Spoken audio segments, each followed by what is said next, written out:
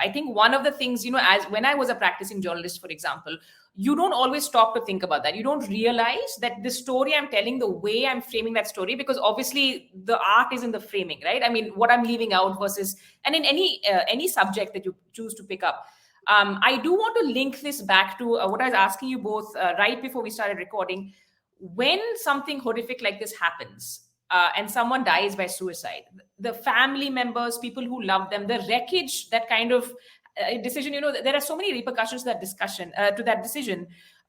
There doesn't seem to be any sort of guidelines or information that's also getting out there, whether it's from the media. Is that the best channel? Is that the best distribution mechanism for individual people to deal with something like that? How do you deal? And we've talked to survivors of suicide loss for this book as well, and they do talk about this shame, guilt. Nandini Murli said, for example, that she didn't feel like she could mourn the loss of her husband the way, if he had died any other way, she would have been able to. So can I ask you both, Dr. Patari and Dr. Natkani, just to take us through, how do we address that? And is that something that the media should be taking sort of responsibility for, or are there other ways that we should be looking at societally?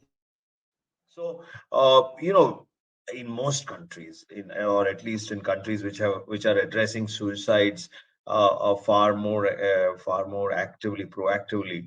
In most countries, you'll find that there are services which the technical term for it is postvention services. What that means is that there are services available for family members and near and dear loved ones of people who died by suicide, just exactly to address the kind of emotions that they are left with, that Nandini talks about in when we spoke to her about the loss of her husband, the shame, the guilt, the kind of self-blame, the anger, and helping families deal with that, and helping near and loved ones deal with that.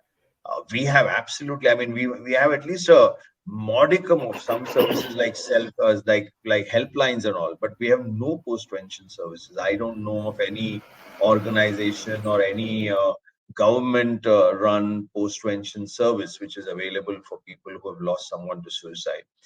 And that's a huge hole in what we don't have in terms of services. Now, why is that important? I mean, we have about 150, 160,000, 200,000 suicides every year, which means that there are about 200,000 families each year. And if you add that over 5 years, then you're talking about 1 million families whose lives have been touched by suicide in a negative way. And so there's 1 million families out there which are living with that trauma, with the grief of it, and not having received any kind of support to be able to process it or do something with it. And we know that left unprocessed, it leads to further problems downstream for the survivors themselves in terms of their own mental and as well as physical health.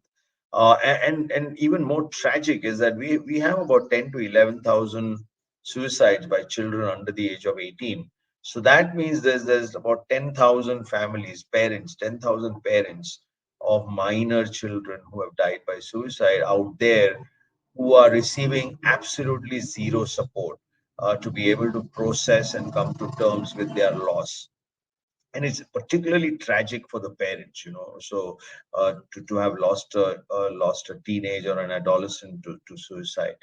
So I think that's something that we need to urgently be doing something about. If there is anyone listening here who is in any position to either start a service like that or fund a service like that, I think that's what we need to do. That's something that we need to really, really get. It's also one of those things which is what I would call a low hanging fruit. What I mean by low hanging fruit, as in, there's no doubt that it is useful, and there's no doubt that it will help people.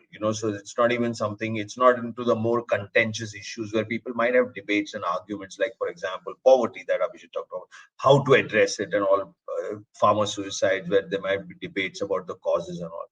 But postvention services, there's absolutely no debate about providing some support and help to people to do it. So I think we should really be focusing on these pretty easy to do things which are not that difficult to do. Postvention services also don't require mental health professionals. You can have non-mental health professionals, just like our suicide helplines are really run by trained volunteers. You Yeah. can have trained volunteers running postvention services, for example. So I think there's lots that we can do. It just needs us to get up and say, look, let's get on and do it now. Yeah, Abhi, I'll hand over to you. You might have something more positive to say than I do, actually. We have to balance it out, I guess. The thing about hitting rock bottom is that you can only go up from there, right? I mean, all this while we hit rock bottom a long while ago when it comes to this issue, and what we have been doing all this while is kind of to continue digging. I think we have to stop that and start to make some of these changes. And as Soumitra said, I mean, some of these changes are going to be relatively simpler. Some of them are going to be more complex. But for us to be able to make those changes, we need a lot more people coming on board, from different sectors. And you get tired of saying this. But I think it needs to be said. It's a multi-sectoral problem, and hence we need to have a multi-sectoral response.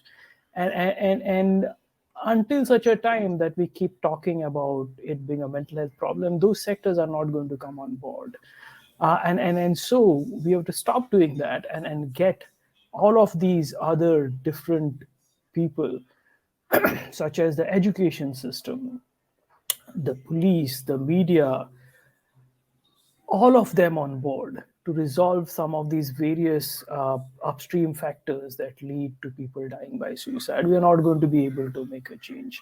And as of now, I see a reluctance to do that. And so we've spoken about some of these reasons to do that. I think we need to kind of overcome that reluctance and start working together or independently within those sectors, if people want to make those changes within those sectors, if we have to be able to shift the curve, so to say, when it comes to people dying by suicide.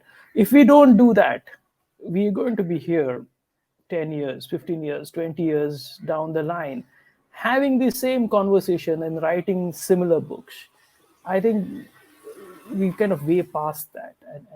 And the only way to change that is to kind of change this mindset and then get all of these people on board to make this change happen. And I think we can do it. I think we can do it. Okay, well, I mean, I'll take that if you both have not given up hope and you're still trying. I know that, half an hour is not enough to get into all of the details we want to get into, but I'm going to use this opportunity to thank you both so much for taking the time, for the work that you do, for, working on this book, which of course took on its own life form, almost practically making us do so many changes. But we'll also take this opportunity to talk to any of the journalists who are listening. We're here, we can help set up workshops, meetings. I think if that's the easiest, like Dr. Parekh called low-hanging fruit, if we use that, I'm sure that's something we can work on, including, our friends in the media. There are a lot of people, a lot of editors who do want to know how they can make an impact. So let's take that on. But yeah, I guess for the moment, thank you both so much for taking the time. Thanks, Amrita. Always a pleasure. Thanks, Amrita. Thank you. Take Bye-bye. care. Bye.